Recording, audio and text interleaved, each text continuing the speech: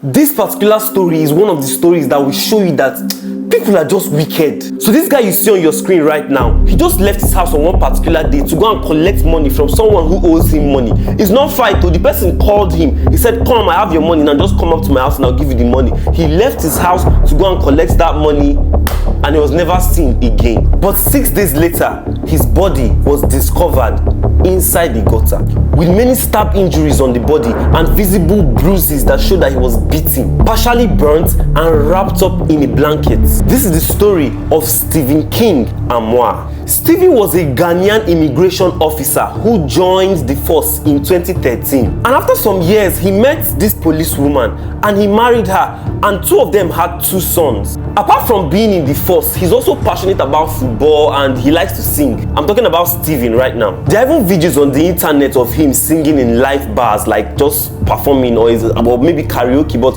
there are videos of him singing, like he's not shy about it. So he's actually like a singer, like, you understand. Stephen had this friend whose name is Bright, and you know, Bright has been his close friend for not too long, but not since childhood. Bottom line of the matter was, Bright and Stephen were actually close friends. Like this picture you're looking at right now is a picture of them watching a football match together. Only friends go to watch football match together. So according to reports, Stephen borrowed Bright 200,000 Ghanaian cedis, and this particular money is the reason why everything scattered.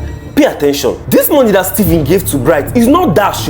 He gave him that money so that he can use it and get a job. Like he's supposed to use it and pay people for a job. And it's not clear what the job was, but I think it's like all this job where we say if they want to build like a fence or like a house, like laborers. That's the reason that Stephen gave Bright that 200,000 Ghanaian cedis for. So after he gave him this money, he was supposed to deliver on, you know, bringing these laborers.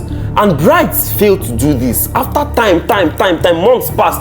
Bro, where are the laborers? And he couldn't provide any of them. He failed. So Stephen now asked him, Alpha, okay, since you cannot bring the laborers, give me back my money. Let me go and look for them by myself. You understand? This is how things started becoming bad. On the 3rd of July, 2025, Stephen was staying in his house with his wife. They were just chilling. And he got a phone call from Bright telling him, bro, I have your money.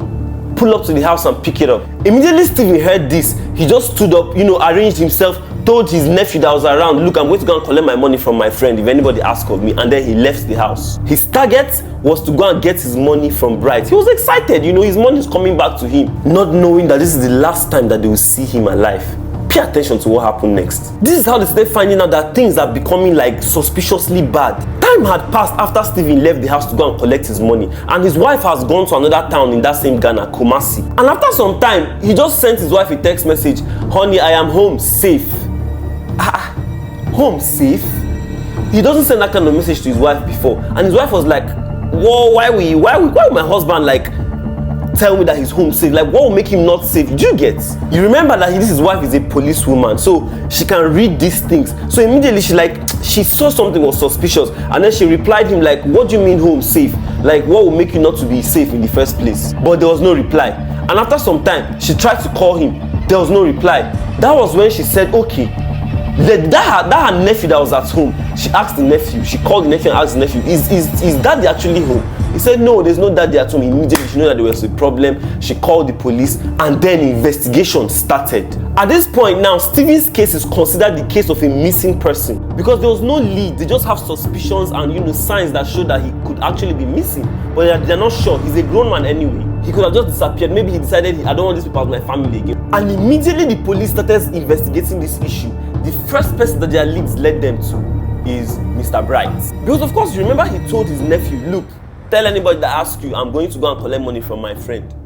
And everybody, including his wife, knows that the only friend that he has that is owing him money is Mr. Bright, making Mr. Bright the #1 suspect in this case. But wait, another thing that all of us should consider is that Bright's house is not too far from Stephen's house. They're like in the same like estate, they live in the same place together. But it's just that, you know, it's on the next 2 streets or something like that. So their houses are not actually far from each other. And remember, I didn't mention this one before, but when Bright told him to come and pick up the money, he also sent him a photograph of the stack of cash, like, look at your money, cash, come and collect it.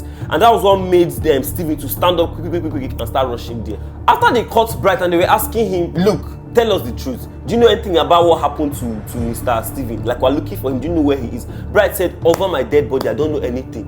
I don't understand what you are talking about. Please don't drag me into this. I have no idea. And mind you, at this point, Bright's body has not been found. So he's still a missing person. Do you understand? So they asked him, okay, you don't know what happened to him. Tell us what happened on the day that he came to come and collect money from you.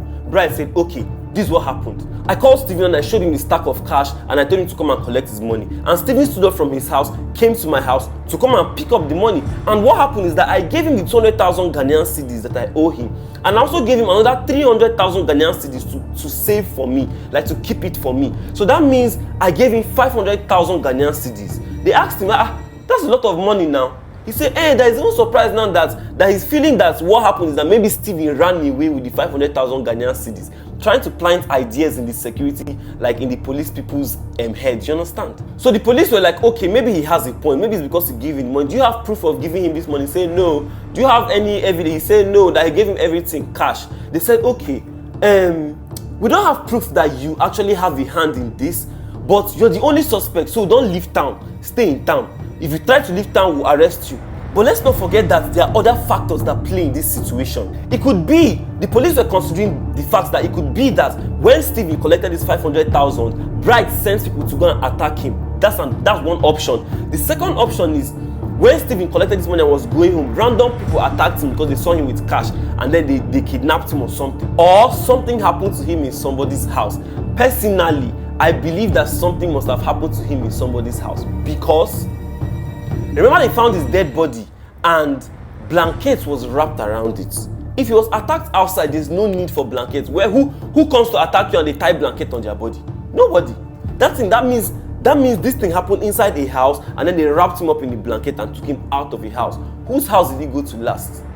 Bright's. But that's my own opinion. This case is still ongoing, so I don't want to say things that will implicate me. You understand? Let's keep going. After a long time, the police eventually found his body in a faraway town, like far away from where he said he was going to, which is Bright's house. So because the family had already made a report about, missing person and the person fits the description, they called them and then they told them like, look, we found a dead body in a faraway place. Come identify if it is your person.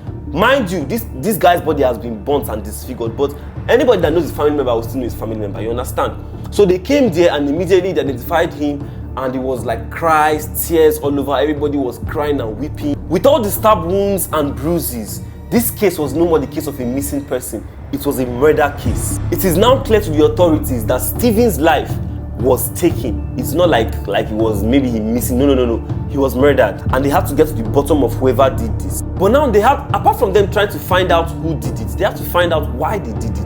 First of all, they have to establish that, okay, one person couldn't have pulled this thing off because this guy is a big guy and the stab wounds are many. Let's say, okay, maybe you got him unconscious or something. The police went ahead and searched Stephen because, of course, Stephen is supposed to be with 500,000 Ghana cedis cash. They searched him and there was no sign of the money. So they say, okay, maybe they robbed him. They're just like pointing ideas around, trying to find out what really happened. Right now, the police doesn't have any proper lead, but they know that Bright has something to do with it and they are trying to connect him to it. They have him in court and they have him in custody of the police right now, so he's in jail right now and the case is ongoing. And I feel like there's more to this story because I think it's Bright that did it because Bright knows too much and is of course the last person that was seen, with Stephen. Like, it was the last person that Stephen talked about going to see, so he should explain what happened. One thing I'll tell you is that once money is involved in anything, people change, people become different. And I feel like that's what happened here because I don't understand the story of 500,000 Ghana cedis, 200,000 Ghana. Like, where's all this money coming from? Because that's another thing. The police asked Bright, where did you get this money from? And he couldn't explain to them. He said that was not the case, that the case is to find what happened to Stephen.